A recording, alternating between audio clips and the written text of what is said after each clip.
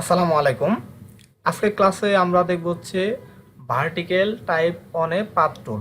তো আমরা টাইপ টুলে রাইট বাটন ক্লিক করলে এই যে দেখতে পাচ্ছি vertical type on a path টুল। তো এটা কিভাবে কাজ করে?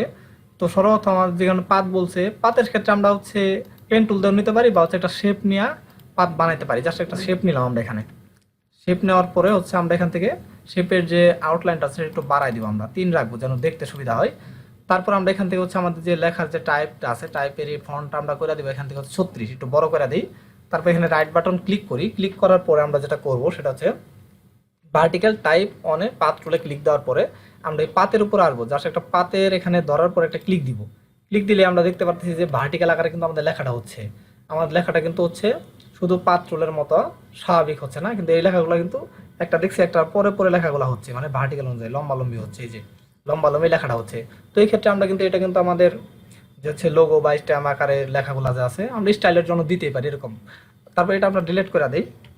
এটা দেখলে বুঝতে সুবিধা হবে। আমরা একটা পেন টুল নিলাম। পেন টুল নেওয়ার পর একটা স্ট্রোক নিই আমরা। এটা ক্লিক দিয়ে এটা দিয়ে দিই। জাস্ট বিভিন্ন আকারে দিয়ে দিলাম। স্কেপ ক্লিক করি। তো এখান থেকে হচ্ছে আমরা এটাকে সিলেক্ট করার পরে একটু বড় করে দিই, তাহলে বুঝতে সুবিধা হবে। বড় করে দিই টেনে। তারপর আমরা এখান থেকে এটা একটু বাড়াই দিই স্ট্রোকটা। এখানে এখন আমরা কি করব, রাইট বাটন ক্লিক করার পরে ভার্টিক্যাল টাইপ অনে পাথ টুলে ক্লিক দেওয়ার পরে জাস্ট এখানে একটা ক্লিক দিব পাতের উপরে। তো আমরা দেখতে পারতেছি তো আমাদের লেখাটা কিন্তু চলে আসছে। জাস্ট এটাকে যদি আমরা এখান থেকে একটু আমরা কি করবো, এখান থেকে যদি বাঁকাই দিই, এরকম সোজা করে দিই। সোজা করে দেওয়ার পরে কিন্তু আমরা বুঝতে পারতেছি, তাহলে কিন্তু বুঝতে একটু সুবিধা হচ্ছে। দেখছি একটা লেখা কিন্তু আরেকটা লেখার পরে পরে আসতেছে, একটা পাত ধরে ধরে আসতেছে।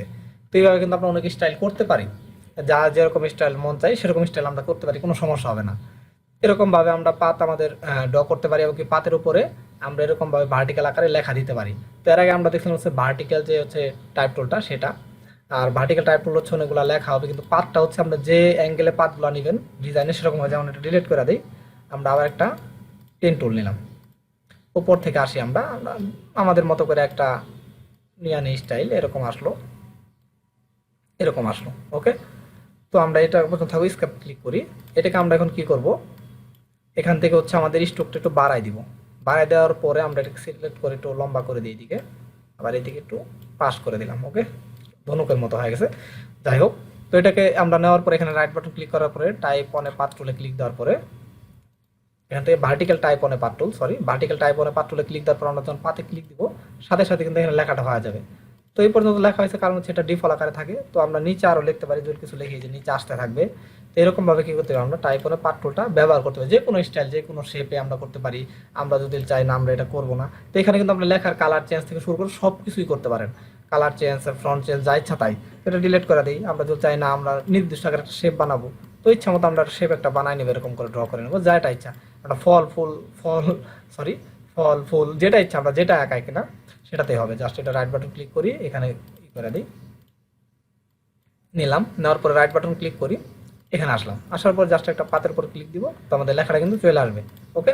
তো ইচ্ছা করলে আরও এদিকে লেখা যাবে, ছোট করা যাবে, বড় করা যাবে। তো যে কোনো স্টাইলে কিন্তু আমাদের এই ভার্টিক্যাল টাইপ অনে পাথ টুলটা ব্যবহার করতে পারি।